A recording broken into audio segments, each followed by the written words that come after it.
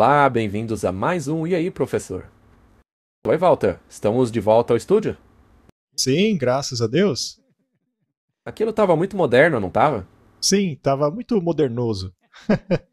Bem, você falou algumas coisas lá que todas as idades deveriam saber quanto ao que está por vir. Sim, eu acredito que este é o assunto mais importante do universo. E será o currículo de todas as eras. E certamente é o assunto mais controverso. Eu acredito que cada conflito que já se levantou nesse mundo está centrado neste currículo. E conforme nos aproximamos do tempo do fim, esse conflito irá aumentar.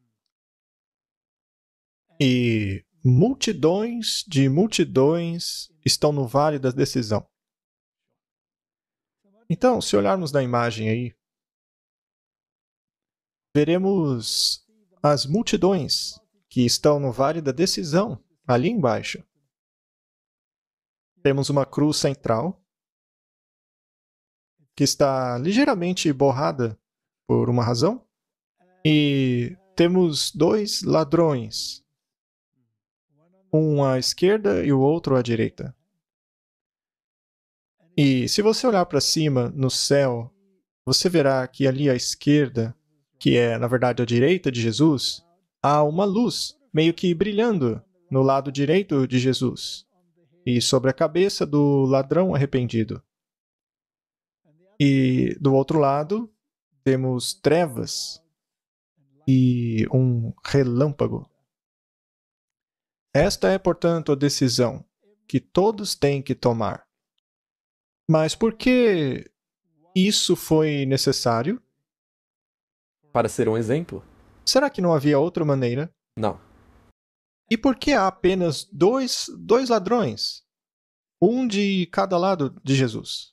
Veja, nenhum dos dois possui justiça própria. Isso representa a humanidade. Nós não temos justiça própria. Todos nós pecamos e fomos destituídos da glória de Deus. Não existe justiça. Ninguém é justo. Portanto, temos aí dois ladrões, dois pecadores. E o pecador à direita de Jesus, que é a nossa esquerda, será que ele tinha boas obras para apresentar? Não. Se é assim, o que o salvou? Foi a graça e a justiça de Jesus. Que alcançaram o ladrão por meio da fé. Portanto, o ladrão tinha zero justiça de si mesmo. Ele não podia alegar nada em sua própria defesa, a não ser depender da justiça imputada por Cristo. Ele não teve tempo para se santificar. Temos aí então o exemplo do que é a justificação e da santificação pela promessa. Exato. A santificação também acontece ao mesmo tempo. Se ele viesse a descer da cruz, ele deveria permanecer na santificação. Ele deveria permanecer neste processo. Portanto, o ladrão, sem mérito nenhum próprio, é salvo pela justiça de Cristo. Justiça de Cristo é o centro do Evangelho. Esta imagem aí é o estudo da eternidade. Nós jamais assimilaremos isto em sua plenitude. Ninguém poderá se dizer superior. Tudo o que estamos fazendo aqui é dizer que é esta a decisão que todos devemos tomar. Há duas cruzes ao lado de Jesus. Apenas duas classes, uma que aceita e a outra que rejeita. Pode haver milhares de subclasses, mas apenas duas principais. Portanto, este assunto é talvez o mais importante. Você pode orar para nós? Querido Pai, obrigado por podermos estudar a sua maravilhosa graça, o currículo de todos os séculos. Mas não podemos fazer isso sem a tua iluminação. porque aí cairemos em nosso próprio entendimento. Ajuda-nos a compreendermos da maneira que o Senhor deseja. Em nome de Jesus, amém. Amém.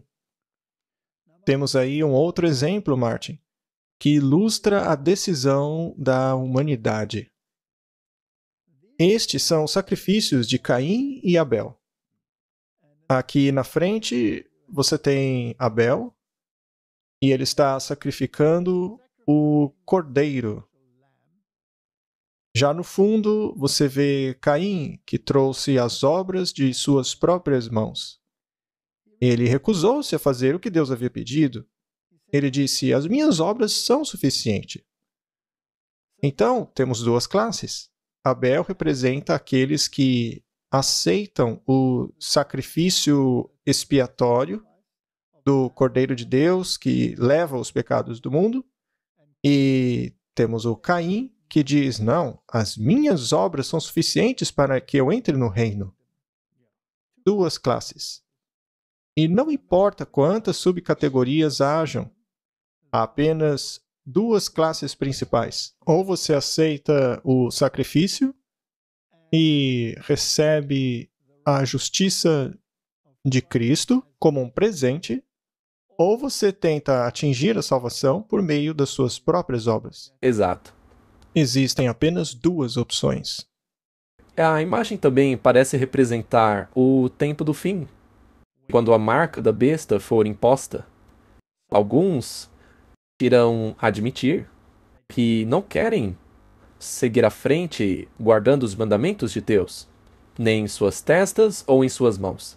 Não seguirão os mandamentos de Deus por aceitação e nem por atitude. Sim, e aqueles que receberão a marca da besta estarão aceitando uma doutrina espúria.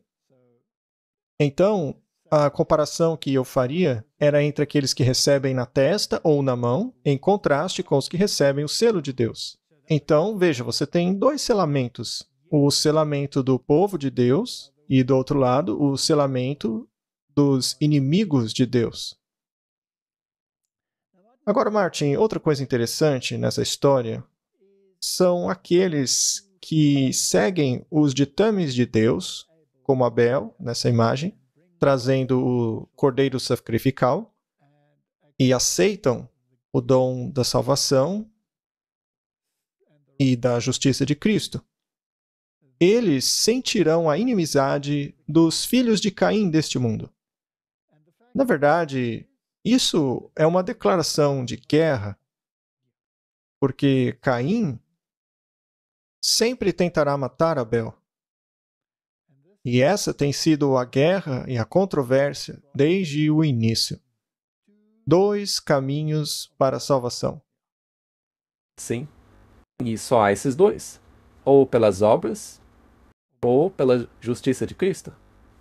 E Martin, nós vamos falar bem claramente sobre estes assuntos. Veja, nosso intuito não é atacar ninguém. Mas a verdade é a verdade. Ela não pode ser comprometida. E, portanto, a verdade tem que ser dita claramente para que as pessoas tomem uma decisão. E isso vai enfurecer os Caíns deste mundo. Eles agarrarão pedras para esmagar o povo de Deus. Eles vão atacá-lo, mas não há razão para escondermos a luz divina deste mundo. Tá bem?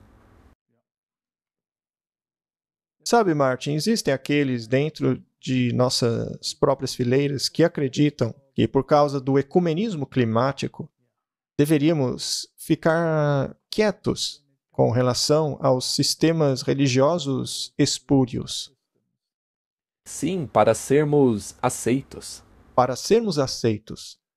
Mas, Martin, Jesus disse: eu não vim trazer paz, mas a espada. E a espada deverá cortar. E essa espada é a palavra de Deus. Então, deixemos que a palavra de Deus fale. Nós não vamos diluir a nossa doutrina simplesmente para ficarmos bem diante dos outros. Não.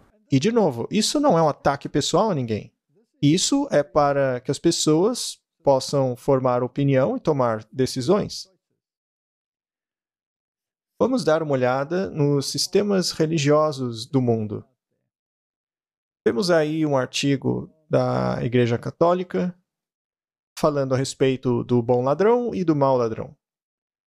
Devemos nos lembrar que o catolicismo baseia muitas de suas doutrinas na tradição. E a tradição é o contexto no qual tudo, inclusive a Bíblia, deve ser estudado e lido. O problema é que Jesus disse que nós podemos anular a palavra de Deus por causa das tradições.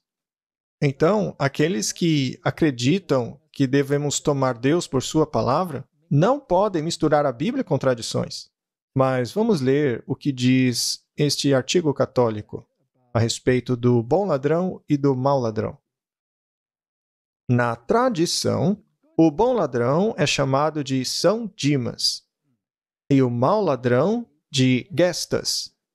Note que a irmã Ana Catarina Emmerich, em suas visões da paixão, registrou o nome do mau ladrão como Gesmas, que também foi utilizado no filme A Paixão.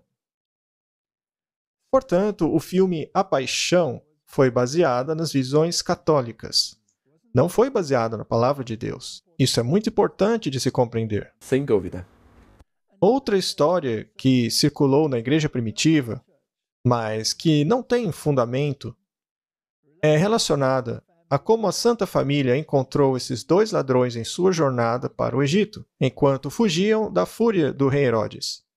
Movidos de compaixão, Dimas não quis machucar a Santa Família, mas Gestas queria roubá-los e machucá-los. Lembre-se, tudo isso daqui é de acordo com a tradição, ok?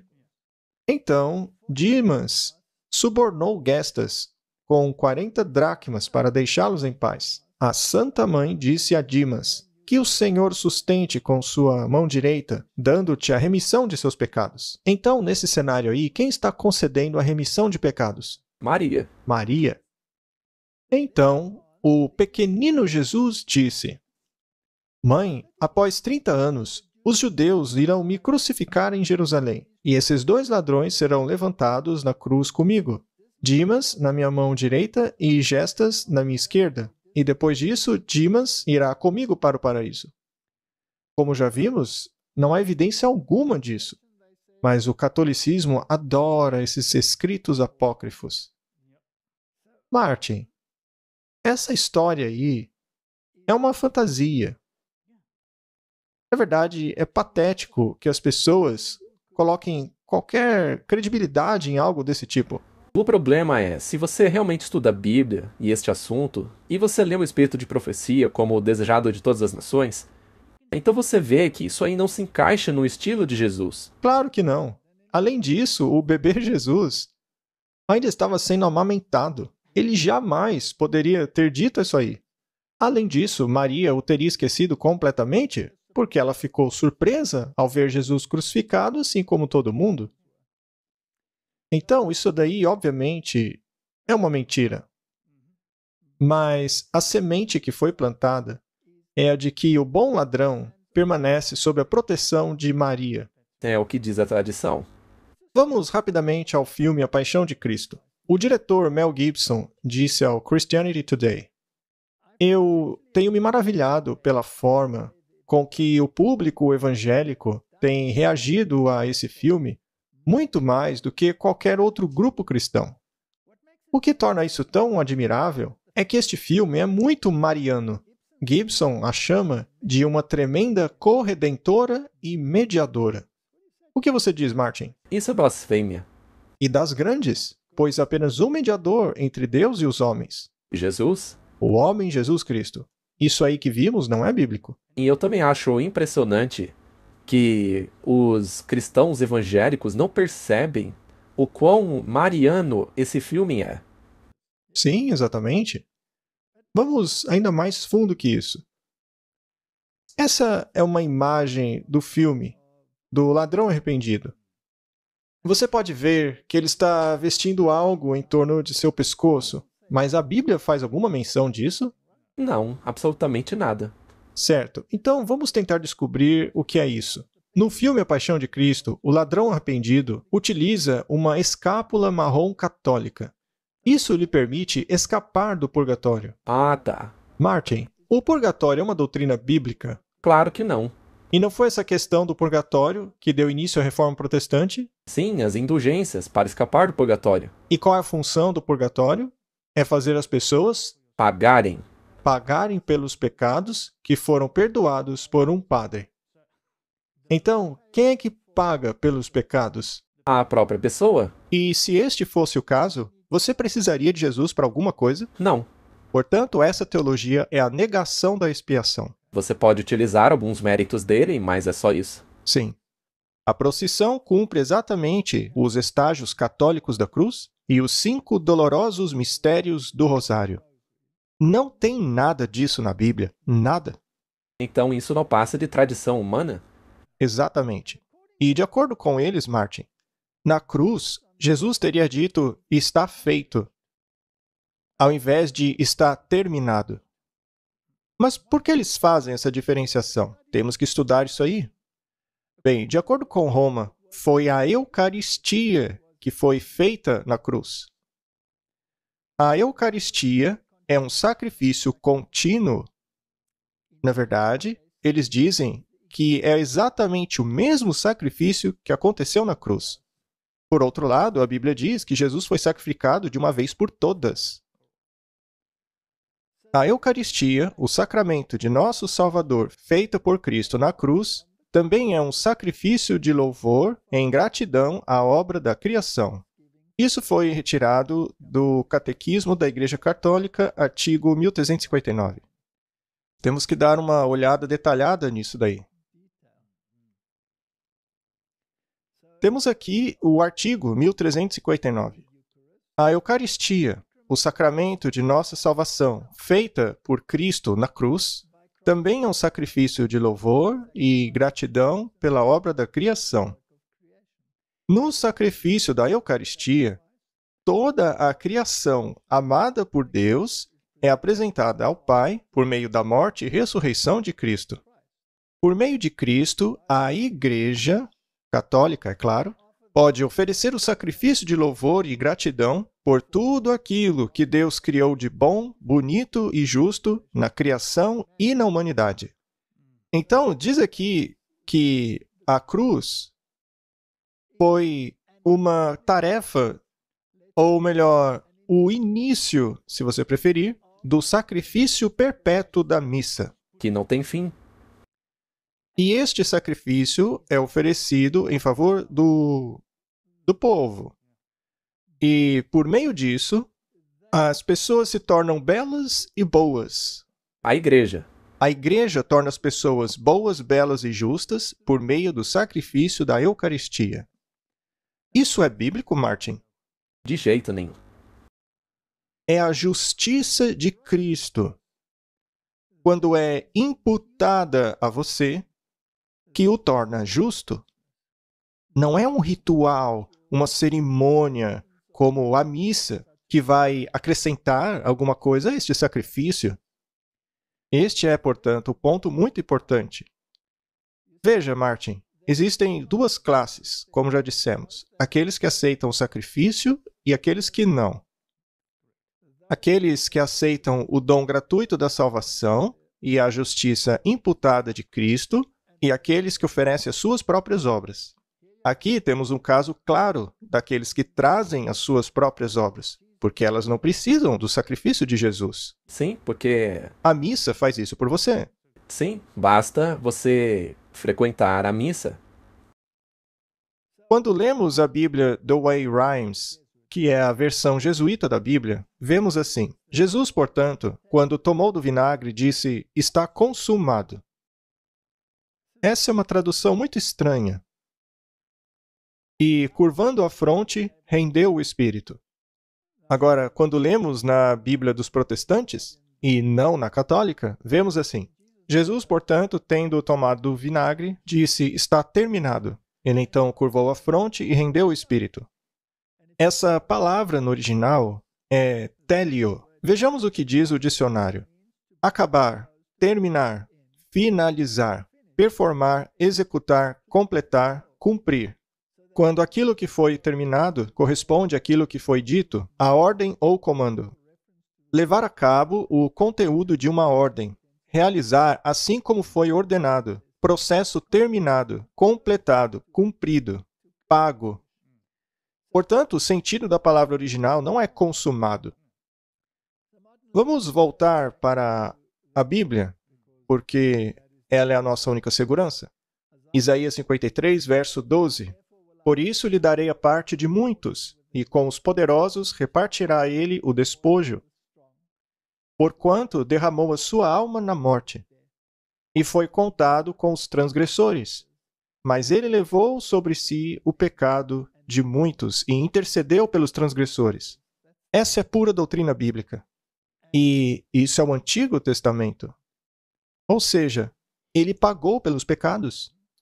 Não há necessidade de um purgatório no qual você ainda tem que pagar pelos seus pecados. E é Jesus que faz a intercessão pelo transgressor.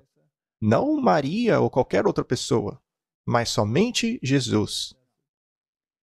Marcos 15, 28. E as Escrituras foram cumpridas que dizem, ele foi contado com os transgressores.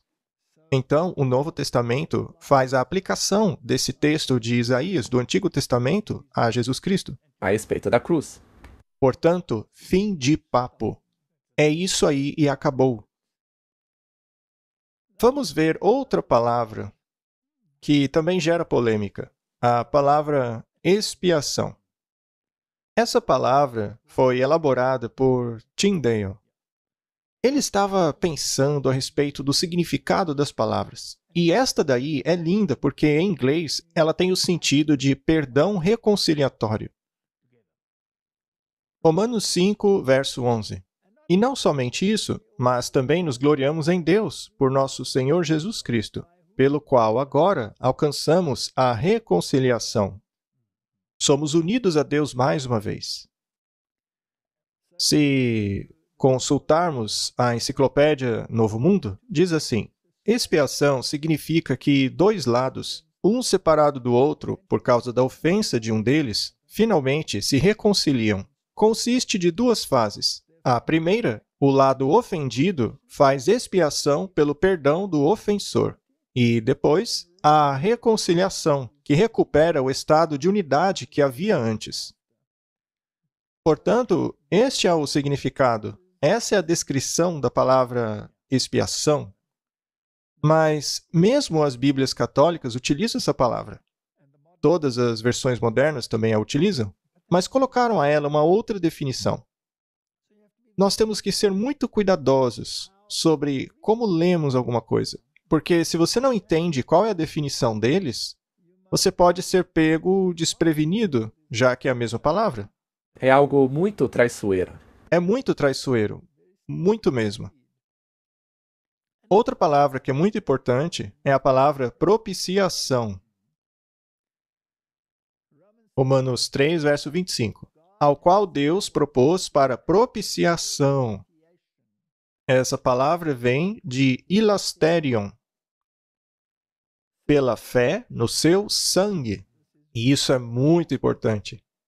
Para declarar a justiça dele, para a remissão dos pecados antes cometidos, sob a paciência de Deus. Para declarar, eu digo, a este tempo, a justiça dele, para que ele seja justo e o justificador daquele que acredita em Jesus. Onde fica a vanglória nisso? Ela é excluída. Por meio de qual lei? Das obras? Não, mas pela lei da fé. De acordo com esse texto, como somos salvos? Somente por meio da fé no sangue de Cristo. Então, o sangue é importante? Com certeza, não há salvação sem o sangue. A Bíblia diz, sem derramamento de sangue, não há perdão de pecados. Portanto, o sangue é essencial. E essa propiciação, essa palavra ilasterion, também tem outro significado. A Arca da Aliança possui uma tampa sobre ela, chamada também de o Trono da Graça, que em grego é ilastério. Então, o ilasterion, a tampa da arca, nos protege da condenação da lei. Ela é o trono de Deus. É o epicentro do seu poder e graça. Aquela tampa representa Cristo. E Se você não estiver com ele, então você permanece debaixo da condenação da lei. Vamos analisar essa palavra, ela é muito bonita. Propiciação significa desviar a ira por meio de uma oferta. Com relação à soteriologia, que é a ciência da salvação, a propiciação significa aplacar ou satisfazer a ira de Deus por meio do sacrifício expiatório de Cristo. Isso vem de Charles Rye, Teologia Básica, um guia sistemático e popular para compreender a verdade bíblica. Ao olharmos lá no dicionário, vemos que propiciação é o ilastério, neutro de um derivativo, um lugar ou coisa expiatório, que é, de maneira concreta, uma vítima expiatória, ou especificamente a tampa da arca no templo, o trono da graça. Tem muita teologia nessa palavra. É muito legal. É um estudo fabuloso. O desvio da ira. As pessoas dizem que Deus é um Deus cheio de ira, que ele odeia todo mundo, que ele quer punir todo mundo. Mas a verdade é que ele odeia o pecado. Exato. Mas ele ama o pecador. Sim, a fúria de Deus é contra o pecado. Sim. E o pecado é a transgressão da lei. A Bíblia diz isso. Então, precisamos compreender o currículo de todas as eras. Precisamos compreender o plano da salvação, pois se não o compreendermos, cairemos então na categoria de Caim. E, como você disse, só há dois lados. Só há dois lados. Então, precisamos deixar isso muito claro. Em contraste a isso, o princípio de que o homem é capaz de salvar-se a si mesmo por meio de seus próprios esforços é a base de toda religião não cristã. Há apenas duas opções, Martin. Ou Abel ou Caim. Ou o ladrão da direita ou o ladrão da esquerda. Não existe outra opção. Vamos dar uma olhada nesta guerra, então. Vejamos como é a salvação para o Islã. E eu poderia aqui dar centenas de versos, mas vamos manter as coisas simples. Isso vem de uma fonte islâmica. Vejamos o que ela diz. Uma vez que Deus é todo-poderoso, ele não precisa de todo esse enigma proposto pelos cristãos para perdoar o homem. No Alcorão, Deus diz que todos somos criados num estado de bondade. Vamos parar aí. Isso já não é contrário à Bíblia? A Bíblia diz que todos caímos e fomos destituídos da glória de Deus. Não tem um justo sequer. O coração é desesperadoramente perverso. Acima de todas as coisas. Martin, isso daí é exatamente o oposto das Escrituras. Na verdade, isto se encaixa na filosofia de Hollywood. Siga o seu coração. Siga o seu coração. Por que seguir o coração se este é desesperadoramente perverso? Muito bem, continuando. Deus não colocou sobre o homem o fardo de nenhum pecado original, já que perdoou Adão e Eva. A doutrina do pecado original é uma doutrina católica, segundo a qual herdamos o pecado de Adão, mas em nenhum lugar na Bíblia é dito que herdamos o pecado de Adão. Nós herdamos uma natureza caída. A natureza de Adão tornou-se corrompida após a sua queda, de forma que toda a sua posteridade também nasceu com essa natureza. Assim, a tristeza para nós é que herdamos essa natureza caída. Ainda bem que a sua esposa nunca percebeu isso, né? Olha, eu tenho certeza que ela já percebeu. Ah, então tá. Ok. De acordo com o Alcorão, Alá nos perdoa. Uma vez que somos todos pessoalmente responsáveis por nossas ações, não há necessidade da invenção de um salvador humano dentro do Islã. A salvação vem apenas de Deus. Ou seja, nenhum sacrifício é necessário. Alá te perdoa. E, por meio das suas boas obras e da bondade com a qual você nasceu, você é capaz de conquistar o céu, ou seja, o caminho de Caim. Exatamente. Não é? Isso é a negação do sacrifício. A negação do sacrifício do Cordeiro de Deus. é a negação da cruz. A oferta deles são as suas boas obras, e não o cordeiro morto no altar. E esta religião é enorme. Tem mais de 1 bilhão de pessoas no planeta nesta religião. Muito bem. E com relação ao budismo, veja o que diz a enciclopédia Novo Mundo. O budismo está longe do teísmo, portanto, não possui nenhum conceito de expiação por Deus. Pelo contrário, ele foca na expiação entre os seres humanos, ensinando a importância do perdão. Até mesmo se você for ofendido por alguém que comete pecado contra você, você deve perdoá-lo. Então, a expiação é iniciada mais pelo ofendido do que pelo ofensor.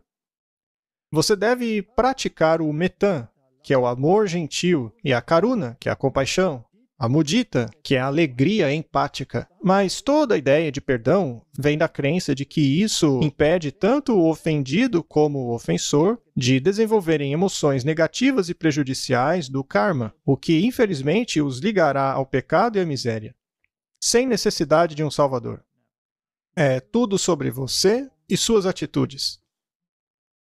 Basta você perdoar. Sim, e isso é a sua boa obra. É só disso que precisa. Não há necessidade de um salvador no budismo. E, de novo, essa religião é enorme. E a mesma coisa o hinduísmo.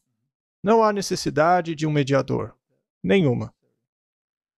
E quanto à visão católica? Alan Jones, reverendo da Catedral da Graça em São Francisco, escreveu um livro chamado Reimaginando o Cristianismo. Neste livro, ele diz: essa fixação da Igreja na morte de Jesus como ato salvífico universal precisa acabar. E o lugar da cruz precisa ser reimaginado na fé cristã. E por quê? Por causa desse culto de sofrimento e vingança de Deus por trás dela. Ou seja, eles negam que Jesus tenha morrido pelos nossos pecados. Deus não queria ver seu filho sofrer. Sim, Jesus acabou morrendo, porque ele era uma boa pessoa, fazia boas obras, mas ele não morreu em seu lugar. Não é o sangue do cordeiro que salva você. São as suas boas obras. E com certeza você já ouviu que alguns dizem que devemos amar o filho, mas odiar o pai. Sim. Isso aí é praticamente a mesma coisa? É o mesmo princípio. Acontece que Deus, em Cristo, estava reconciliando o mundo consigo mesmo. O problema é o pecado, não a pessoa. Muito bem. Com respeito à expiação, o Jones diz: o sacrifício de Jesus foi para aplacar a fúria de Deus. Substituição penal foi o nome dado a essa horrível doutrina. De novo, ele nega completamente a expiação e a chama de doutrina perversa. Mas a Bíblia diz que sem derramamento de sangue não há perdão de pecados. Então, Martin, temos duas classes de pessoas. É isso aí. Isso é bem claro. Seja você um budista, ou um muçulmano, ou um xamanista, ou um hindu, todas as religiões, até mesmo a católica, não requerem a expiação. Você precisa da igreja e das obras. Você terá sim que pagar pelos seus pecados no purgatório. Não há espaço para um salvador. Agora, vejamos o que o espírito de profecia tem a dizer a respeito. Vamos lá. Deus amou o mundo de tal maneira que deu o seu Filho unigênito, para que todo aquele que nele crê não pereça, mas tenha a vida eterna. Estas palavras nos mostram por que a fúria de Deus foi dirigida ao seu único filho. Porque o inocente sofreu pelo culpado. Porque o justo levou totalmente a punição por causa do injusto. Jesus veio para carregar a penalidade da transgressão do homem, para defender e vindicar a imutabilidade da lei de Deus e da retidão de seu governo. Ele veio para pôr um fim ao pecado e para trazer a justiça eterna. Isso aí está de acordo com a Bíblia? 100%. Na verdade, é uma linda explicação da doutrina bíblica. Muito bem, então aqui temos uma introdução que é deixada de fora pelo mundo evangélico. Estou falando da lei de Deus. Porque o pecado é a transgressão da lei, e Deus odeia o pecado. Então, se Deus odeia o pecado, ele odeia a transgressão da lei. E por meio da morte de Jesus na cruz, ele, na verdade, confirmou a lei. Sim, a validade da lei, o que é muito longe de aboli-la, não é? Se Jesus pudesse ter simplesmente abolido a lei, ele não tinha que ter vindo morrer, já que onde não há lei, não há transgressão. Portanto, vamos ter certeza. E a única maneira de termos certeza de algo é indo à Bíblia. Colossenses 1,14. Em quem temos a redenção pelo seu sangue, a saber, a remissão de pecados. O sangue é importante, Martin? Ora, é o ponto central. Colossenses 1:20. E que, havendo por ele feito a paz pelo sangue da sua cruz, por meio dele reconciliasse consigo mesmo todas as coisas. Por ele, eu digo, sejam as coisas da terra ou do céu. Há alguma outra maneira? É o Cordeiro de Deus ou nada. E a fé neste sangue. No sangue. Muito bem, verso 21. A vós também, que noutro tempo erais estranhos e inimigos no entendimento pelas vossas obras más, mas agora, contudo, vos reconciliou. Você reconhece aí o ladrão da cruz que se arrependeu? Sim. Ele precisava daquela escápula para ser protegido por Maria? Claro que não, porque ele não está indo para purgatório nenhum para pagar pelos pecados dele. Jesus já pagou por eles. Sim, o texto chama as nossas obras de obras más. Todas as nossas obras são trapos de imundícia. Isso. Bem, os católicos dizem que o ladrão não foi para o purgatório graças a Maria. Mas isso não se aplica a você, tá? Você ainda vai ter que ir para lá queimar. Muito bem, vamos continuar. Verso 22. No corpo da sua carne, através da morte, para perante ele vos apresentar santos, irrepreensíveis e inculpáveis à sua vista. Como somos salvos? Através do sangue. Por meio do sangue. Quem é que te apresenta inculpável e irrepreensível? Suas obras? Não, é Cristo. Cristo. Hebreus 9:22. E quase todas as coisas, segundo a lei, se purificam com sangue, e sem derramamento de sangue não há remissão. O Islã está correto? Não. O catolicismo está certo? Não. O budismo está certo? Não. Há qualquer outra religião além da bíblica que esteja correta? Não. Não. Não existe. Mas veja, isso não é um ataque. Somos nós dizendo isso? Não. Não, é a Bíblia. A Bíblia diz. Você está correto. Totalmente certo. Mais uma citação do Espírito de Profecia. O plano da salvação foi baseado em um sacrifício tão amplo e profundo e alto que é imensurável. Cristo não enviou seus anjos a esse mundo caído enquanto ele permaneceu lá no céu. Não, ele mesmo foi a campo, suportando toda a oposição. Ele tornou-se um homem de dores, familiarizado com o sofrimento. Ele próprio tomou as nossas enfermidades e suportou a nossa fraqueza. E a ausência de abnegação em seus professos seguidores, Deus considera como uma negação do nome cristão. Aqueles que professam serem um com Cristo, mas ainda assim indulgem em desejos egoístas por roupas, móveis e comidas ricas e caras, são cristãos apenas de nome. Para ser cristão, é necessário ser como Cristo. Martin, isso aí não acrescenta mais uma dimensão extra? Sim. Uma vez que se aceita a justiça de Cristo, quem habita dentro de você? É Cristo? Você pode então continuar a viver como antes? Não. Você deve tornar-se uma nova criatura. Certo, então você está me dizendo que ao aceitar Jesus Cristo e a justiça dele, que é fazer o que é justo, então é necessário andarmos como ele andou. Sim. Então você está tentando me dizer que a justiça de Cristo será manifestada pela obediência de suas exigências? Tem que ser assim, do contrário, há uma grande incoerência. Então podemos dizer que, como cristãos, após sermos salvos pelo sangue do Cordeiro, agora eu posso viver como quero, comendo, bebendo, me divertindo, da mesma maneira que antes, porque agora estou coberto pelo sangue do Cordeiro?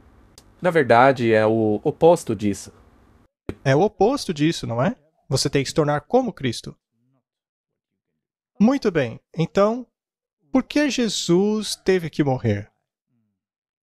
E por que você não pode negar a expiação sem colocar em risco a sua vida eterna? A questão gira em torno da justiça e da misericórdia.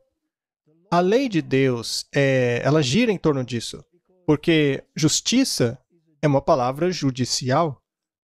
Você não pode ter uma palavra judicial sem lei. Sim, é verdade. Não é assim mesmo? Sim, Quando se vai a um tribunal, se é julgado pela lei.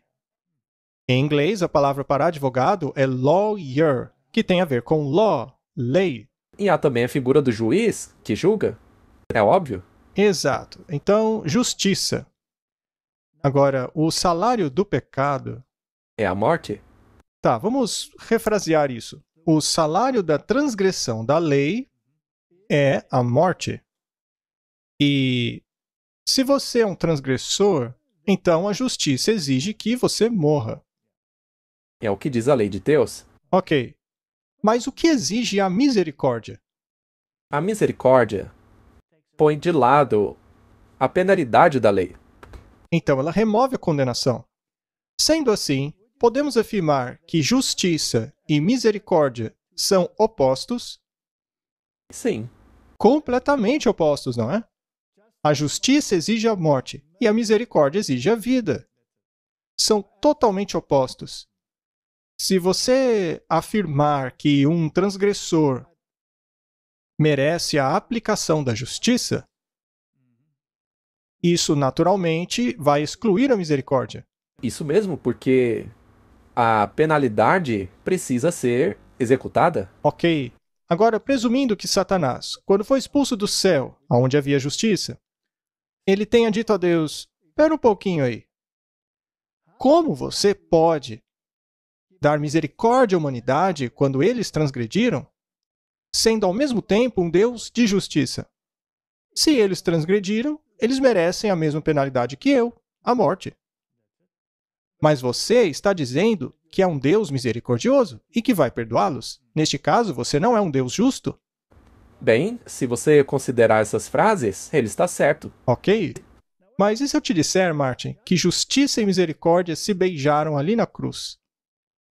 A cruz, de certa maneira, satisfaz a exigência da justiça e capacita, de certa maneira, a exigência da misericórdia.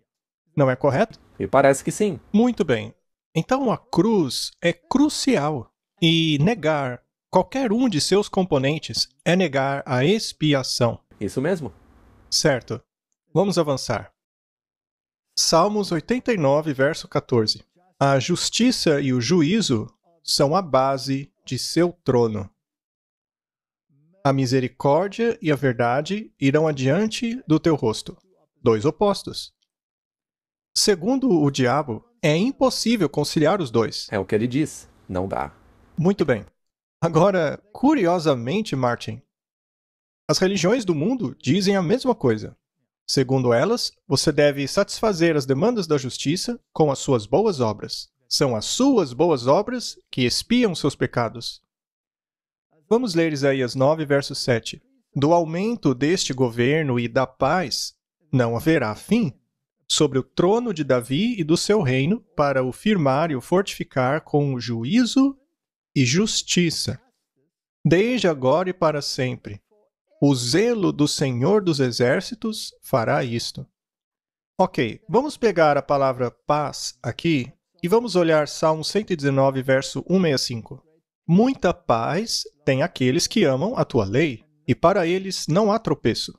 Então, Martin, podemos ler os textos assim: do aumento do governo e daqueles que amam a lei, não haverá fim sobre o trono.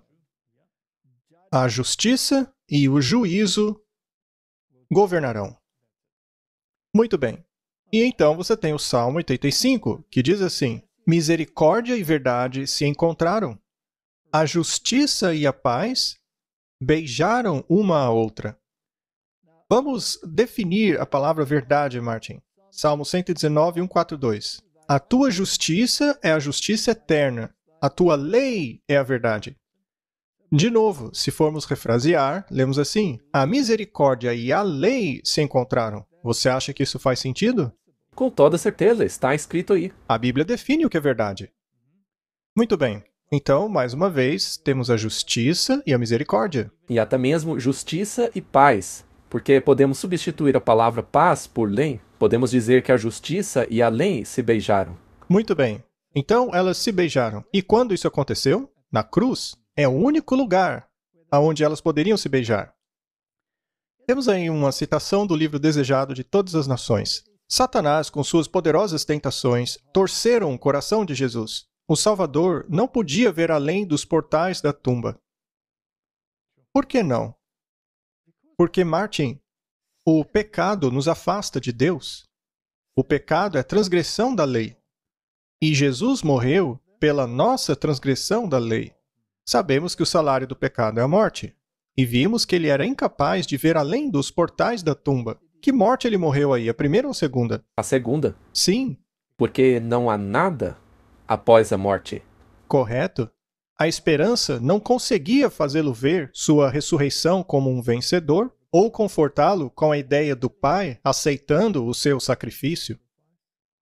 O que Jesus sentiu é que ali era o fim de tudo. O pecado é tão ofensivo a Deus que ele temia que sua separação do Pai seria eterna. Isso faz todo sentido do mundo. Ele experimentou a segunda morte, lá de Apocalipse, porque ele não tinha esperança e sentia que era a morte eterna. Cristo sentiu a agonia que o pecador sentirá quando a misericórdia não mais será oferecida para a raça culpada. Foi o senso de pecado que trouxe a fúria do Pai sobre ele como substituto do homem que tornou o seu cálice tão amargo de se beber, quebrando assim o coração do Filho de Deus. Isso é impressionante. Vamos meditar um pouco sobre isso. Qual é o salário do pecado? A morte. Jesus estava pagando por algum pecado dele próprio? Não. Martin, se Jesus tivesse um pecadinho que fosse, ele teria ressuscitado da morte? Não. Seria uma morte eterna. Mas a Bíblia diz que a morte não pôde segurá-lo. E por quê? Porque ele não tinha pecado. Então, Jesus morreu, mas não havia transgressão dele para mantê-lo morto. Não havia pecado dele. Pode parecer um pouco confuso, mas então ele morreu por quem? Pela humanidade.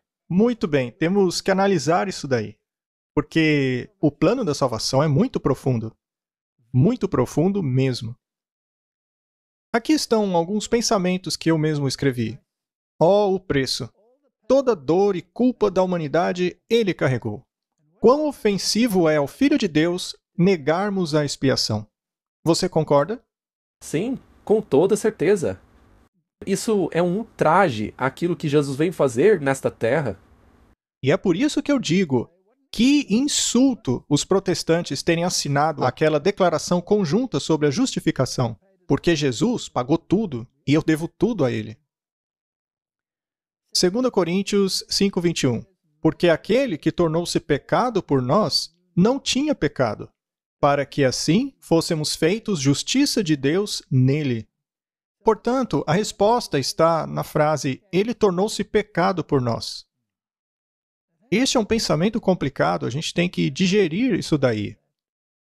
Hebreus 9:14. Quanto mais o sangue de Cristo, que pelo Espírito Eterno se ofereceu a si mesmo, imaculado a Deus, purificará as vossas consciências das obras mortas, para servirdes ao Deus vivo? A obra de salvação é de quem? De Jesus, Deus, sim. Agora o verso 28. Assim também Cristo, oferecendo-se uma vez para tirar os pecados de muitos. Esse texto torna o sacrifício contínuo da missa algo sem sentido nenhum.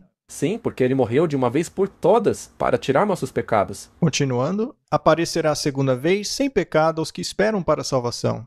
Esse é o plano da salvação. Agora temos que analisar a legalidade disso. Vamos reiterar. Existem apenas duas classes no mundo hoje, e apenas duas classes serão reconhecidas no julgamento. Aqueles que violam a lei de Deus e aqueles que a obedecem. Cristo deu o teste por meio do qual provamos nossa lealdade ou deslealdade. Se vocês me amam, disse ele, guardem os meus mandamentos. Aquele que tem os meus mandamentos e os guarda, este é o que me ama. E aquele que me ama será amado pelo meu Pai, e eu o amarei e me manifestarei a ele. Isso é uma promessa. Aquele que não me ama não faz o que eu digo. E a palavra que ele escuta não é minha, mas do Pai que me enviou. Se vocês guardarem os meus mandamentos, então habitarão em meu amor, assim como eu guardo os mandamentos do meu Pai e habito em seu amor. Não é claro? Mais claro que o sol. E é bíblico? Sim, acabamos de tirar da Bíblia. Ora, acabamos de ler as Escrituras, não dá para negar isso. Isso foi retirado do espírito de profecia? Muito bem, então a lei é crucial? Sim, é. Muito bem. Vamos continuar. Em consequência do pecado de Adão, a morte passou para toda a humanidade. Todos, de igual forma, vão para o túmulo. Porém, por meio das provisões do plano da salvação, todos serão retirados de seus túmulos. Haverá uma ressurreição dos mortos, tanto os justos como injustos. Isso está em Atos 24:15. Pois assim como em Adão todos morrem, em Cristo todos viverão. 1 Coríntios 15:22. Porém, há uma distinção entre as duas classes que ressuscitarão. Todos os que estiverem em seus túmulos ouvirão a sua voz e sairão de lá. Aqueles que fizeram o bem sairão para a ressurreição da vida. Mas aqueles que fizeram o mal sairão para a ressurreição da condenação. Isso está em João 5:28-29. Aqueles que forem considerados dignos da ressurreição da vida são santos e abençoados. Sobre os tais, a segunda morte não tem poder. Apocalipse 20:6. Porém, aqueles que não adquiriram perdão por meio do arrependimento e fé deverão receber a penalidade da transgressão, que é o salário do pecado, que é a morte, não é? Estes sofrerão a punição, que variará em duração e intensidade de acordo com as suas obras, mas que finalmente terminará na segunda morte. Uma vez que é impossível para Deus, de maneira consistente com sua justiça e misericórdia, salvar o pecador em seus pecados, ele então o privará da existência, que foi perdida por causa de suas transgressões, e da qual ele mesmo provou ser indigno. Um autor inspirado disse: ainda por mais um pouco, e o perverso não existirá. Eis que o procurará diligentemente, mas o seu lugar não mais existirá. E um outro autor diz: eles serão como se nunca tivessem existido. Salmos 37:10, Obadias 16. Cobertos de infâmia, afundarão na desesperança, no esquecimento eterno. Isso é totalmente bíblico. Diante desses textos, não há como duvidar disso, achando que há várias opções. Não, haverá apenas duas. Você quer estar em qual ressurreição, Martin? Na primeira. A primeira ressurreição, pois aí a segunda morte não terá poder sobre você. Muito bem, Martin. Esta é a realidade dessa questão. Deuteronômio 24:16 introduz outro ponto muito importante, que pode até complicar um pouquinho as coisas. Deuteronômio 24, verso 16 diz assim: os pais não morrerão por causa de seus filhos, nem os filhos morrerão pelos seus pais. Cada homem será morto pelo seu próprio pecado. De acordo com esse verso, Martin, eu posso pagar pelos seus pecados? Não. O meu pai pode pagar pelos meus? Não. Isso levanta uma questão. Como então Jesus morreu pelos meus pecados? Porque Jesus é Deus. E toda a humanidade foi derivada dele. Muito bem. Vamos dar uma olhada em mais alguns detalhes, porque esse é um ponto muito importante. Números 14, verso 18. O Senhor é longânimo e grande em misericórdia, perdoando a iniquidade e a transgressão, e de maneira alguma inocenta o culpado. Temos aí a questão da justiça e da misericórdia, não é? Continuando. Visitando a iniquidade dos pais sobre os filhos até a terceira e quarta geração. Martin, isso não contradiz Deuteronômio 24:16? Sim, parece que sim. Não parece mesmo?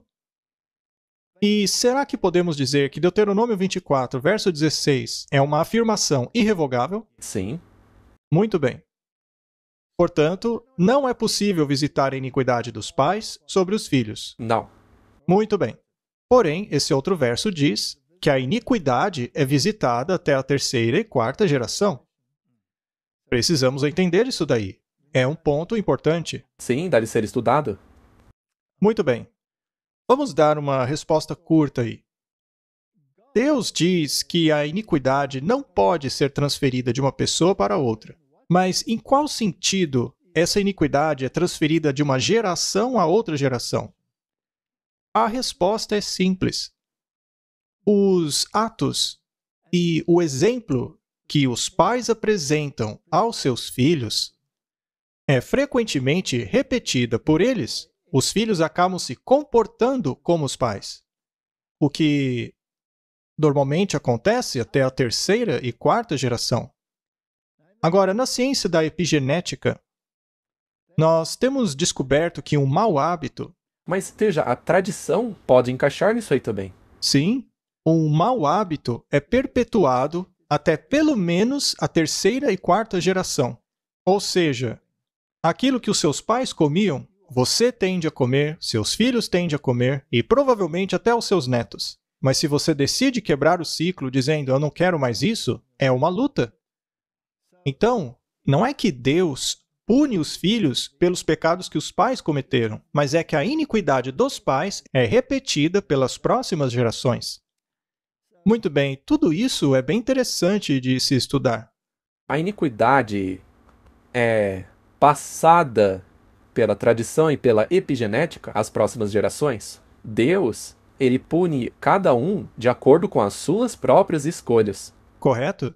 Por exemplo, Adão não acabou passando a sua tendência para praticar o mal às próximas gerações? Sim, e a grande batalha de cada um é quebrar esse ciclo. E já vimos um exemplo disso logo nos 2 primeiros filhos. Muito bem. Temos aí um outro ponto interessante, Hebreus 7, 9.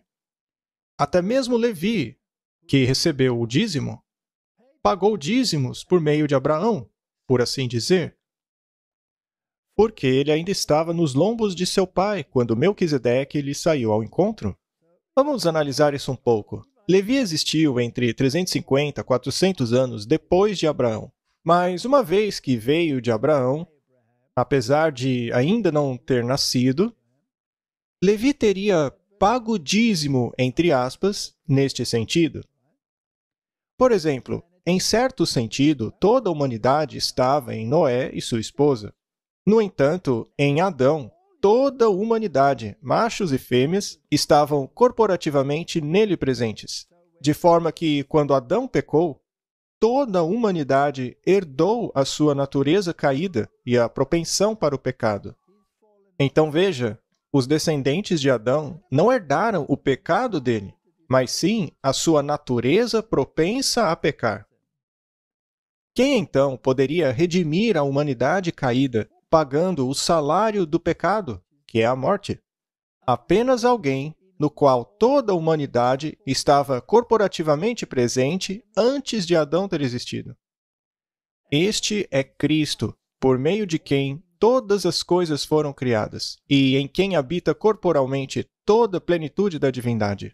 Jesus disse em João 8,58, certamente eu lhes digo que antes de Abraão, eu sou. Jesus é o grande eu sou. Veja, toda a humanidade estava em Adão. Quando Adão caiu, toda a humanidade herdou a natureza caída de Adão. Mas antes da queda de Adão, de quem veio a humanidade? De Cristo? De Cristo.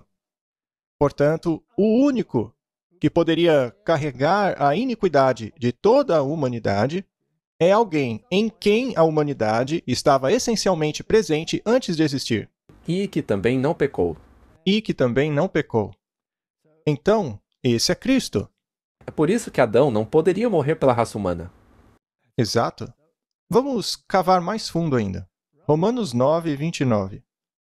E como antes disse Isaías, se o Senhor dos Exércitos não nos deixar a descendência, teríamos nos tornado como Sodoma e teríamos sido feitos como Gomorra. Sem descendência, não há esperança para a humanidade. Sodoma e Gomorra são símbolos da destruição final, representando assim a segunda morte. A palavra descendência está no singular.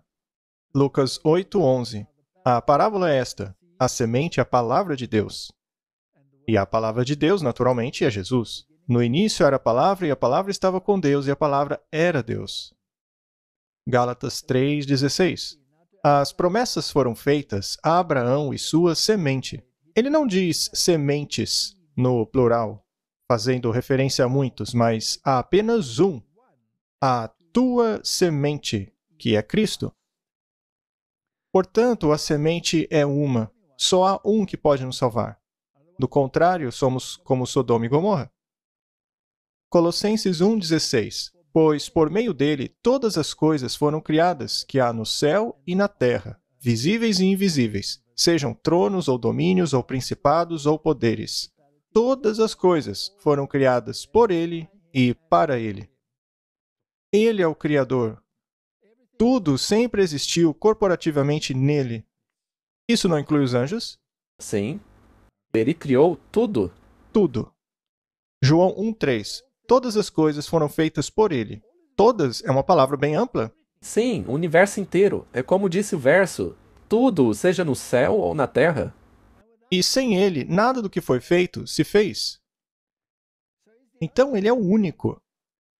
E se você for a Apocalipse, onde vemos que ninguém era digno de abrir o rolo, apenas o cordeiro que havia sido morto era digno. Ninguém mais, nem no céu, nem na terra, nem debaixo da terra, ninguém era digno de abrir o rolo a não ser Jesus. 2 Coríntios 5:21. Pois ele se fez pecado por nós. Ele que não conheceu o pecado, para que fôssemos feitos justiça de Deus nele. Que coisa fantástica! Isso será tema de nosso estudo para sempre. Ele é o Deus homem, totalmente sem pecado, e tomou sobre si a natureza caída de Adão. E ainda assim é sem pecado. Ele possui este atributo da pureza perfeita por parte de seu pai e o atributo da natureza caída humana de sua mãe. Sei que soa terrível, mas é assim que é. Em certo sentido, ele, sendo Deus Criador, possui corporalmente toda a humanidade nele. Muito bem, vamos continuar. Esta é uma citação do Espírito de Profecia. Pela sua obediência a todos os mandamentos de Deus, Cristo realizou a redenção do homem. Ele não fez isso saindo de si mesmo para outro, mas por tomar a humanidade em si mesmo. Assim, Cristo deu à humanidade uma existência fora de si mesma. Trazer a humanidade para dentro de Cristo, trazer a raça caída em unidade com a divindade, é a obra da redenção. Cristo tomou a natureza humana para que os homens pudessem ser um com Ele, assim como Ele é um com o Pai. Para que Deus possa amar o homem, assim como ama o seu Filho unigênito. Para que os homens possam ser participantes da natureza divina e completos nele. Somente Deus poderia fazer isso. Jesus é Deus ou não é? Sim, 100%. 100%. Se Jesus não for Deus, então a humanidade não pode estar corporalmente nele. Então, o único que pode pagar o preço é alguém que pode corporalmente morrer a favor de e também como humanidade. Isso é impressionante. É incompreensível. Nossas mentes não compreendem. Cada pecado que cada ser humano em toda a existência desse mundo já cometeu, ele carregou. Esmagou a vida dele. Tirou sangue por meio de sua pele.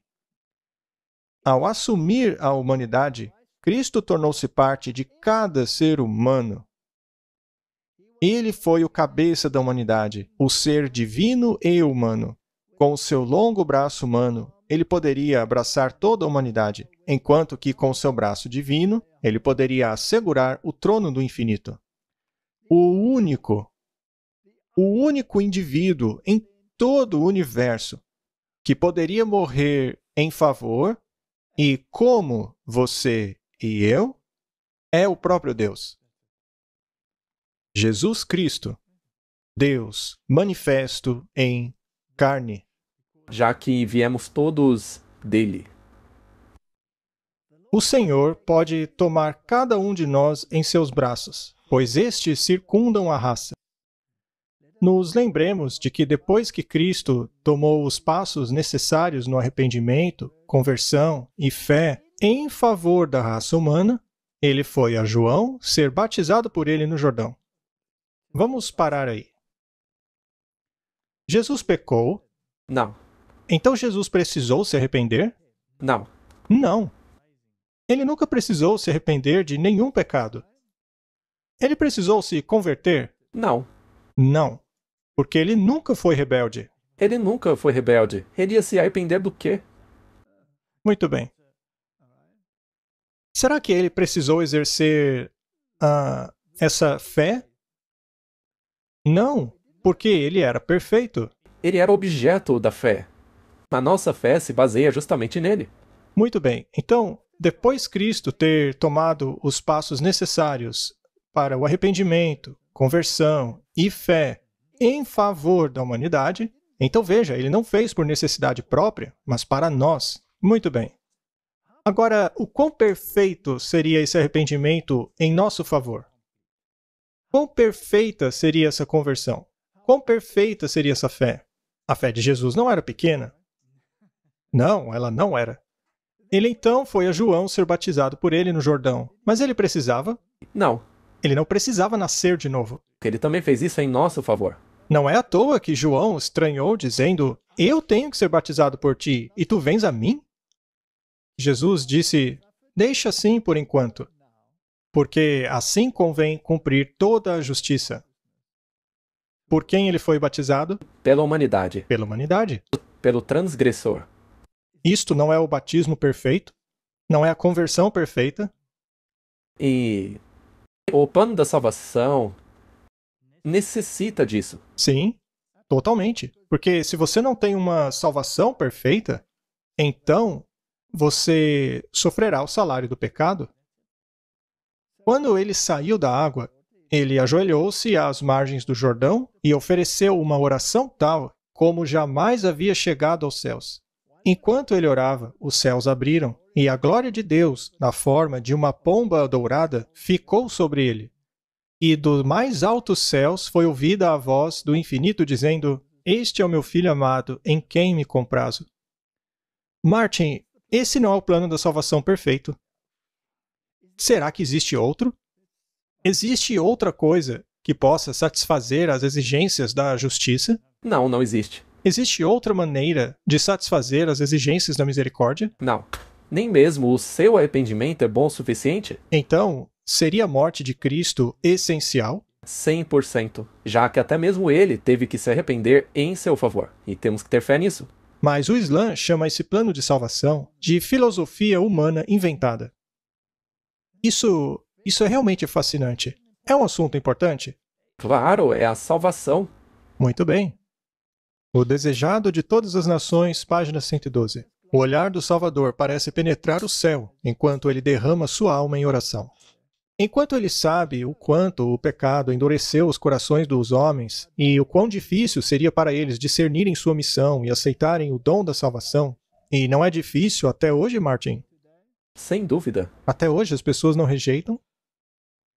Ele suplica ao Pai por poder para superar a descrença deles, para quebrar o laço com o qual Satanás os enredou e, em favor deles, vencer o destruidor. Ele pede que o Pai aceite a humanidade na pessoa do seu Filho. Apenas na pessoa dele isso era possível, já que apenas nele a humanidade estava corporalmente presente.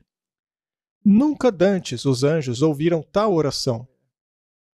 Estes ficaram ansiosos por levar ao seu amado comandante uma mensagem de conforto e segurança. Mas não, o próprio Pai deve responder à petição de seu filho. Diretamente do trono são irradiados os raios de sua glória. Os céus então se abrem, e desce sobre a cabeça do Salvador, em forma semelhante à de uma pomba, a mais pura luz, um emblema digno daquele que é manso e humilde. Não é magnífico? É espetacular, maravilhoso. Hebreus 2,16. Pois verdadeiramente ele não tomou sobre si a natureza de anjos, mas tomou sobre si a semente de Abraão. Agora, as novas traduções violam completamente esse verso. As novas traduções, como a Nova Versão Internacional, por exemplo, dizem: é claro que não é a anjos que ele ajuda. Ora, você viu? Isso remove do verso o plano da salvação. Destrói completamente a beleza do verso. E ainda assim é uma mentira. Afinal, a própria Bíblia diz que Deus ajudou Gabriel quando ele teve dificuldades com o diabo. Isso está lá no livro de Daniel, não é? Portanto, o verso nem sequer é verdade. Mas, enfim, já falamos muito sobre esse assunto nos outros episódios. Romanos 8, verso 2. Pois a lei do Espírito da vida de Cristo Jesus me tornou livre da lei do pecado e da morte. Jesus não é a propiciação, Sim, o ilastério. exato. Jesus é a propiciação. Porquanto o que era impossível à lei, visto como estava enferma pela carne, Deus, enviando seu Filho em semelhança da carne do pecado, pelo pecado condenou o pecado na carne. Jesus pagou o preço. E por que ele pôde ser ressuscitado? Porque ele não pecou. Ele não pecou. Por isso ele não permaneceu morto, porque o salário do pecado é a morte, e ele não pecou. Mas quando ressuscitou, não ressuscitou também corporalmente toda a humanidade? Sim, porque todos aqueles por quem ele morreu, por meio da fé no sangue que foi derramado, também podem ressuscitar com ele. Nós temos duas classes aqui, Martin. O ladrão da direita e o ladrão da esquerda. Ambos precisam fazer uma escolha. Esse aqui zombou de Jesus. Sim, os dois zombaram de Jesus. No início, os dois zombaram. Mas aí, aquele ladrão contemplou a Cristo e decidiu que Jesus era o caminho da salvação. Já o outro permaneceu na rejeição. Duas classes.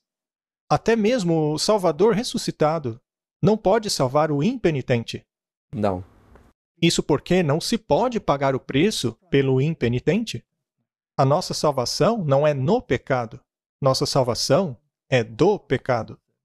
Isso é muito importante, porque muitas pessoas querem, como você disse antes, se arrependerem uma vez, reconhecerem Jesus como Salvador e depois disso viverem livremente em pecado. A mesma vida de antes. E não é assim. Não. Deve haver uma conversão. O verso 4 diz: para que a justiça da lei possa ser cumprida em nós, que não andamos segundo a carne, mas segundo o Espírito. Então, a lei é justa? É claro que é justa. É claro que é justa. E ela é válida até hoje. Claro que é válida. Não foi abolida. Isso não abole a lei, mas a estabelece. Muito bem, vamos ponderar sobre isso aqui. É um pensamento que eu escrevi. Quando Deus soprou o fôlego de vida no homem, esta vida era eterna debaixo da condição de obediência. Não é assim mesmo? Claro. A mesma condição se aplica hoje, porque Deus não muda. Assim, a única maneira de tê-la de volta é se o doador da vida a devolve. E isso só é possível em Cristo, porque Ele é o Criador. Então, Martin, as religiões que rejeitam a Cristo estão fora do plano da salvação? Sim, estão. E elas não precisam saber disso? Claro. Ou devemos dizer a elas: está tudo bem com vocês, mesmo sem Cristo? Não. Infelizmente, precisam ser salvas do fogo. E quão pior é para aqueles que alegam ser cristãos, mas negam a expiação? Não é ainda pior? Sim, porque isso é um tapa na cara de Jesus, já que dizem, não precisamos de você. Pois é. Atos 17, verso 25. Nem tampouco é servido por mãos de homens, como que necessitando de alguma coisa, pois ele mesmo é quem dá a todos a vida, a respiração e todas as coisas. De onde vem nossa vida? De Cristo? Do doador da vida. Romanos 6:3. Ou não sabeis que todos quantos fomos batizados em Jesus Cristo, fomos batizados na sua morte? Muito bem, Martin. Então, se você foi batizado na morte dele, você não precisou morrer em Cristo primeiro? Sim. Mas, Martin, se você morreu em Cristo, quem pagou a penalidade do pecado? Ele pagou em seu favor. De sorte que fomos sepultados com ele pelo batismo na morte, para que, como Cristo foi ressuscitado dentre os mortos, pela glória do Pai, assim também andemos em novidade de vida. Então, se você é ressuscitado com ele, você deve se tornar como ele. Exatamente, deve haver uma mudança. Não podemos continuar do jeito de antes. O verso 5 diz: Pois se fomos plantados juntamente com ele na semelhança da sua morte, também o seremos na da sua ressurreição. Este é o plano da salvação. Não é profundo? É incrível. Graças a Deus por isso. Há outra maneira? Não, Não há outra maneira de sermos salvos. Qualquer outra coisa é negar a justiça de Cristo. qualquer outra coisa é egoísmo. É querer resolver do seu jeito. Muito bem, vamos ainda mais longe. Romanos 3, 25. Ao qual Deus propôs para propiciação o ilastério pela fé no seu sangue, para demonstrar a justiça dele, pela remissão dos pecados dantes cometidos sob a paciência de Deus. Como eu sou salvo? Por meio de Cristo. Pela justiça dele. Não há outro jeito. Minhas obras não conseguem isso. Quer dizer então que não devo ter boas obras? Também não é assim. Como já dissemos muitas vezes, boas obras são o resultado da sua salvação em Cristo. Verso 26. Para demonstração da sua justiça neste tempo presente, para que ele seja justo e justificador daquele que tem fé em Jesus. Será então que preciso da ajuda de uma escápula? Não, Não, não, nada. nada. Onde está a vanglória, então? Ela é excluída. E por qual lei? Das obras? Não, mas pela lei da fé. Concluímos, pois, que o homem é justificado pela fé sem as obras da lei. Suas obras não vão te ajudar. Não, mas é importante que a fé que te salva resulte em obras. Correto? 2 Coríntios 5,14. Pois o amor de Cristo nos constrange, julgando nós assim que, se um morreu por todos, logo todos morreram. Ou seja, Martin, a justiça foi saciada. A transgressão da lei sofreu a punição exigida. É um plano tão profundo. É uma coisa maravilhosa. Romanos 6, verso 6. Sabendo isto, que o nosso homem velho foi com ele crucificado, para que o corpo do pecado seja desfeito, para que não sirvamos mais ao pecado. Portanto, não devemos mais transgredir a lei, porque pecado é a transgressão da lei. Porque aquele que está morto está justificado do pecado. Ora, se já morremos com Cristo, cremos que também com ele viveremos. É isso mesmo. Sabendo que, tendo Cristo ressuscitado dentre os mortos, já não morre. A morte não tem mais domínio sobre ele. Martin, só esse texto já destrói a doutrina do sacrifício da missa. A morte não tem mais domínio sobre ele. Pois, quanto a ter morrido, de uma vez morreu para o pecado. Mas, quanto a viver, vive para Deus. Assim também vós considerai-vos como mortos para o pecado, mas vivos para Deus em Cristo Jesus, nosso Senhor. Maravilhoso. Martin, esta reconciliação, esse trazer a humanidade de volta à harmonia com a vontade de Deus, é a essência do que está sendo dito aí. E é algo tão bonito você entender isso.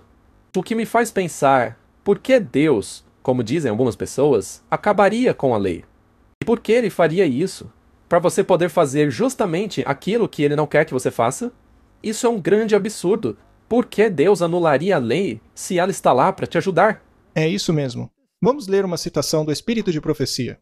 Quando abandonamos as cisternas vazias, incapazes de reter água, e, no nome de Jesus, nosso advogado, vamos diretamente a Deus, pedindo por aquilo que precisamos, a justiça de Cristo será revelada como a nossa justiça. A virtude de Cristo se torna sua virtude. Você então compreenderá que a justificação vem somente por meio da fé em Cristo, pois em Jesus é revelada a perfeição do caráter de Deus. Em sua vida é manifestada a realização dos princípios da santidade. Por meio do sangue expiatório de Cristo, o pecador é libertado da escravidão e condenação. Isso daí descarta todas as religiões, menos o cristianismo bíblico. Sim, porque todas as outras religiões dependem de obras para se chegar à salvação. Deveríamos então informar os muçulmanos de que precisam disso? Claro, não podemos abandoná-los. Não devemos informar os budistas? Os hindus? É uma declaração tão importante, isso que acabamos de ler, porque precisamos amá-los, mas esse amor é manifestado ao pregarmos a eles para receberem a salvação. Sim. Este é o currículo dos séculos. Precisam compreendê-lo. Porque se não compreenderem, estarão ao lado de Caim. É por meio do sangue expiatório de Cristo que o pecador é libertado da escravidão e condenação. Através da perfeição do substituto, o pecador poderá então correr a corrida da humilde obediência a todos os mandamentos de Deus. Sem Cristo, ele está debaixo da condenação da lei. Não há propiciatório, não há Jesus, não se pode eliminá-lo. Ele será sempre um pecador, mas, por meio da fé em Cristo, ele será justificado diante de Deus. Esse é o plano da salvação. É profundo. E ele exigiu o sacrifício máximo. Mas há conflito entre o Antigo e Novo Testamentos? Vamos ler Isaías 45:17. Mas Israel será salva no Senhor com salvação eterna. Por isso não sereis envergonhados nem confundidos em toda a eternidade. De mim se dirá: deveras no Senhor há justiça e força. Até ele virão, mas serão envergonhados todos os que se indignarem contra ele. Há qualquer conflito entre o Antigo e Novo Testamentos? Não. Até ele virão, mas serão envergonhados todos os que se indignarem contra ele. Não há muitos que se indignam contra ele? O plano da salvação divina não é criticado? Sim, né? Verso 25. Mas no Senhor haverá de ser justificada, e haverá de se gloriar toda a descendência de Israel. Eu queria chamar a atenção para o fato de isso estar no presente, mas no inglês percebe-se claramente que é um presente condicional. Se. Vamos ler uma citação do Espírito de Profecia. Cristo declarou aos seus ouvintes que, se não houvesse ressurreição dos mortos, as Escrituras que eles professavam crer não serviriam para nada. Ele disse: mas com relação à ressurreição dos mortos, vocês não leram aquilo que Deus disse? Eu sou o Deus de Abraão, o Deus de Isaque e o Deus de Jacó. Ora, Deus não é Deus dos mortos, mas dos vivos. Acho que Jesus deixou bem clara a situação aqui, não foi? Agora, ouça isso aqui. Deus conta as coisas que não são como se fossem. Ele vê o fim desde o início e contempla o resultado de sua obra como se estivesse agora concluída. Portanto, o ladrão na cruz, ele já não foi salvo lá mesmo? Sim, lá mesmo. Os preciosos mortos, desde Adão até o último santo a morrer, ouvirá a voz do Filho de Deus e sairá do túmulo para a vida eterna. Deus será o seu Deus, e eles serão o seu povo. Haverá um íntimo e terno relacionamento entre Deus e os santos ressuscitados. Esta condição, que é antecipada em seu propósito, ele contempla como se já estivesse acontecendo. Os mortos vivem para ele. A tradução da King James não está correta? Sim, 100%. É tempo presente. Não é o tempo futuro ou passado. E, se você se lembrar do episódio da mulher, o mesmo aconteceu lá. Era presente. Deus disse: eu não te condeno. E depois, vai, não peques mais. Então, primeiro foi a justificação. Depois, então, é como se ele dissesse a ela: agora permaneça na justificação. Viva uma vida santificada. Agora veja que interessante esse verso, Gálatas 2:20. Eu estou crucificado com Cristo. No entanto, eu vivo. Mas não eu, pois Cristo vive em mim. Se Cristo vive em mim, eu não tenho que agir para ser como Ele? E a vida que agora eu vivo na carne, eu vivo pela fé do Filho de Deus, que me amou e entregou a si mesmo por mim. Note o detalhe aqui. Vivo pela fé do Filho de Deus. Assim como ele viveu, a fé dele, eu também tenho que viver. Então podemos dizer o seguinte: Cristo em você é santificação. E santificação é a entrega do eu a Cristo, para que Ele possa trabalhar em você. A verdadeira santificação não apenas muda as ações, ela muda as razões. Ela não surge de um coração carnal. Se você quiser guardar a lei apenas para ser salvo, que isso é um problema? Quando alguém está guardando a lei, quem a está guardando dentro dele? Cristo? Sendo assim, podemos nos vangloriar das nossas obras? Claro que não. Não, não podemos. No entanto, eu vivo, mas não eu, pois Cristo vive em mim, como acabamos de ver. Portanto, não se trata de uma obra nossa, mas dele. É a pura verdade. Qual então é a minha contribuição? Nada? Nenhuma. Quer dizer então que eu não tenho nada a fazer? Não, não. Também não, né? Eu devo morrer para o meu eu. Mas a vida em abundância vem dele, que nos criou para sua glória. Certíssimo. A morte não pode me ressuscitar. Apenas o doador da vida, apenas ele pode restaurar a imagem de Deus no homem. A verdadeira santificação não pode vangloriar-se. Você concorda? Totalmente. Vamos corroborar isso aí com uma citação do livro Caminho a Cristo. Quanto mais perto chegamos de Jesus, mais faltas vemos em nossas vidas. Veremos as nossas faltas mais claramente conforme comparamos o nosso eu pecaminoso com o perfeito Salvador. É por isso que o relacionamento com Cristo é importante. Isto revelará que as falsas ideias de Satanás estão perdendo seu poder sobre nós e de que o Espírito de Deus que dá a vida está nos guiando. Certa vez, uma jovem veio a mim dizendo: eu estou profundamente convicta da minha pecaminosidade. Será que isso quer dizer que Deus me rejeitou? Isso porque muitos pensam que já deveriam conseguir não pecar. E eu disse a ela: é exatamente o oposto do que você está dizendo. O fato de você estar ciente dos seus pecados é Deus falando a você. Você, então, deve pedir que Ele o ajude a imitar a sua justiça. É Satanás que sussurra ao seu ouvido que você não tem que se preocupar com isso. Correto? É justamente quando a voz da consciência está quieta que temos que nos preocupar. E aqueles que acham que já atingiram a perfeição, estes sim deveriam se preocupar. João 19, verso 5. Então saiu Jesus, vestindo a coroa de espinhos e o manto púrpura. E Pilatos disse a eles: eis o homem. Não é o medo da punição ou a esperança da recompensa eterna que faz com que os discípulos de Cristo o sigam.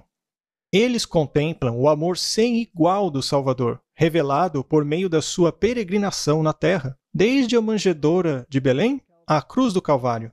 A visão dele os atrai, ela amacia e subjuga a alma. O amor é despertado nos corações daqueles que o contemplam. Eles ouvem a sua voz e o seguem. Martin, quando você estava vivendo em transgressão e as pessoas diziam a você que a fúria de Deus vai cair sobre você e destruí-lo, isso costumava te assustar? Não. Mas eu devo dizer que, às vezes, o terror dessas histórias de queimar no inferno, isso, com certeza, eu não ficava confortável com a ideia. Mas isso não mudava o meu coração. Porque uma mudança a partir do medo nunca é consistente. Essas histórias só me faziam mais rebelde. Então, o que na verdade atrai a pessoa a Jesus? Ele mesmo disse: quando eu for levantado, atrairei todos os homens a mim. Portanto, não é importante que contemplemos o plano da salvação Diariamente. diariamente. Miqueias 6, verso 8. Ele te mostrou, ó homem, aquilo que é bom. E o que o Senhor requer de ti? Que pratiques a justiça, que ames a misericórdia e caminhe humildemente com o teu Deus. Me parece uma receita bem simples. Muito bem. Isso basicamente conclui a nossa conversa. O plano da salvação não é profundo? Sim. Existe algum outro plano? Não. Não se pode satisfazer a justiça e a misericórdia de uma outra maneira. Não há como. Se houvesse outro jeito, o Deus do universo certamente o teria utilizado. E se houvesse outra maneira, ele teria deixado claro. No entanto, a Bíblia mostra que o único caminho da salvação é Jesus. Portanto, Martin, com este último verso, concluímos a questão. E eu pensei que talvez pudéssemos ler juntos o Salmo 103, para que todo mundo possa contemplar por si mesmo. Não vamos debater o Salmo, apenas queremos mostrar o caráter de Deus. Trata-se de um Salmo de Davi. Diz assim: Bendize, ó minha alma, ao Senhor. Tudo o que há em mim, bendiga o seu santo nome. Bendize, ó minha alma, ao Senhor, e não te esqueças de nenhum de seus benefícios. Ele é o que perdoa todas as suas iniquidades, que sara todas as tuas enfermidades, Deus é o grande médico. que redime a tua vida da perdição, que te coroa de benignidade e de misericórdia, que farta a tua boca de bens, de sorte que a tua mocidade se renova como a águia. O Senhor faz justiça e juízo a todos os oprimidos. Olha só o tema do juízo de novo. Verso 7. Fez conhecidos os seus caminhos a Moisés, e os seus feitos aos filhos de Israel. Misericordioso e piedoso é o Senhor, longânimo e grande em benignidade. Não temos aí a justiça e a misericórdia? O tempo todo. Ele não nos reprovará perpetuamente, nem para sempre reterá a sua ira. Esse mundo de pecado não vai chegar ao fim? Sim, e esta fúria não é dirigida ao pecador, mas ao pecado. Correto? Ele não nos tratou segundo os nossos pecados, nem nos recompensou segundo as nossas iniquidades? Pois assim como o céu está elevado acima da terra, assim é grande a sua misericórdia para com os que o temem. Assim como está longe o Oriente do Ocidente, assim afasta de nós as nossas transgressões. O plano da salvação está completo, Totalmente. absolutamente imaculado. Um dia ficaremos diante de Deus como se nunca tivéssemos pecado, pois o registro do pecado terá sido removido. Assim como um pai se compadece de seus filhos, assim o Senhor se compadece daqueles que o temem, pois ele conhece a nossa estrutura e lembra-se que somos pó. E não foi justamente por saber disso que ele aceitou pagar aquele preço enorme? Você tem noção do preço, Martin? Morrer por cada pecado que cada um já cometeu. Sentir toda a sua intensidade e dor que ele carrega, além das consequências dele. E ainda sem merecer nada disso. Não, ele fez tudo por puro amor. Quanto ao homem, os seus dias são como a erva, como a flor do campo, assim floresce. Passando por ela o vento, logo se vai, e o seu lugar não será mais conhecido. Mas a misericórdia do Senhor é desde a eternidade até a eternidade sobre aqueles que o temem, e a sua justiça sobre os filhos dos filhos. Não é um belo contraste daquilo que vimos? Sim, quando falamos sobre a epigenética dos hábitos e tal. Sobre aqueles que guardam a sua aliança, e sobre os que se lembram dos seus mandamentos para os cumprir. A obediência não é fundamental, Martin? O Senhor tem estabelecido seu trono nos céus, e o seu reino domina sobre tudo. Bendizei ao Senhor todos os seus anjos, vós que excedeis em força, que guardam os seus mandamentos, obedecendo à voz da tua palavra. Na terra, assim como no céu. Bendizei ao Senhor todos os seus exércitos, vós ministros seus, que executai o seu beneplácito. Bendizei ao Senhor todas as suas obras em todos os lugares do seu domínio. Bendize, ó minha alma, ao Senhor. Não é um belíssimo salmo? Me parece que o autor sentia no coração tudo aquilo que Deus fez por ele no plano da salvação.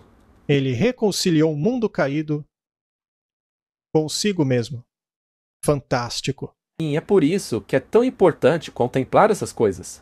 Deveríamos gastar um momento todos os dias contemplando o que Cristo fez por nós na cruz. Sim, vamos orar.